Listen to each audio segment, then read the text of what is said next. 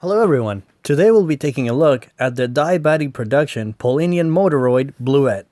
This figure is part of a line of robot girls called Robot Neoanthropinae Polynian, and this is essentially the blue variant of the previously released Pinkle Grindy. From what I've seen, it seems that Pinkle is the more popular and more sought after character, but I personally think Bleuet is a lot better. Her color scheme works much better in my opinion, and I think she's my favorite Poly so far, though Marilyn is a close second.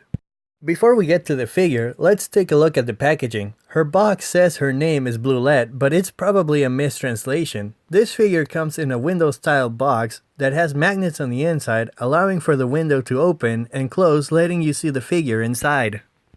On the front, we get some pictures of Bleuet and her figure number. On the sides, we get different shots of her, as well as on the back, we get Bleuet in different poses showing off the figure and all of her accessories she comes with, as well as the other figures from the line. On the inside of the window at the front, we get some information about Bleuet, such as her relationship with Pinkle, who, if I'm reading it correctly, is supposed to be her sister, and it also tells us about her gear and weapons and how it's used. It also has a neat detail explaining that Yume is also allowed to wear the police uniform, so I guess it makes her a part of the police crew.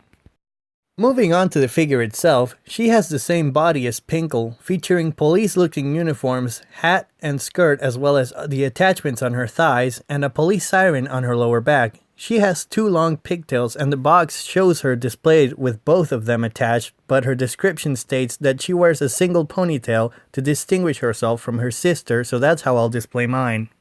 I think she looks best displayed with one weapon in hand at a time, and I like to think that her laser swords work just like the ones in Futurama.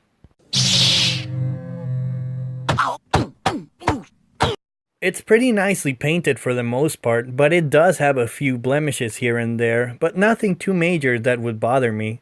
Her faces all came out pretty well, and each one was centered appropriately. However, it did come with a massive quality control issue that I could not ignore, but I'll talk about that when looking at the accessories. As for articulation, this figure has articulated ponytails. Her neck is on a similar joint to the ones used on Figmas that allow for a really good range of movements. Her shoulders move up and down as well as rotate. She has a bicep swivel. Her elbows move up and down as well as rotate. Her hands move in all directions. Her torso moves forward and back as well as side to side. Her legs move forward and back and can easily do a split. She has thigh swivel and her knees move forward and back as well as rotate. Her feet move up and down, and she has an ankle pivot, and her siren on her lower back moves up and down.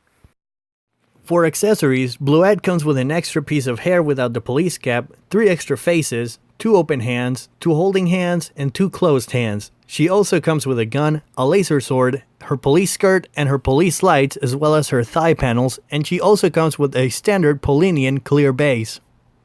Her gun and the sword handle can combine to make a gun with a longer barrel, but the fit is so tight that mine completely broke off when trying to get it out, so keep that in mind if you want to combine them.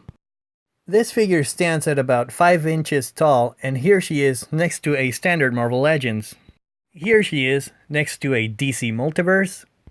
Here she is next to a Star Wars Black Series. Here she is next to a Figuarts. Here she is next to another Polynian.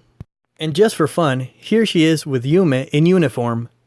Overall, this is a really nice figure that's very fun to pose and swap her parts around with other figures from the line. I definitely recommend getting it if you like robot girls or if you're a fan of the line, but be wary of some of the quality control issues this line is known for, such as the off-centered faces and pieces that can break off easily like it happened to me when combining the gun and sword.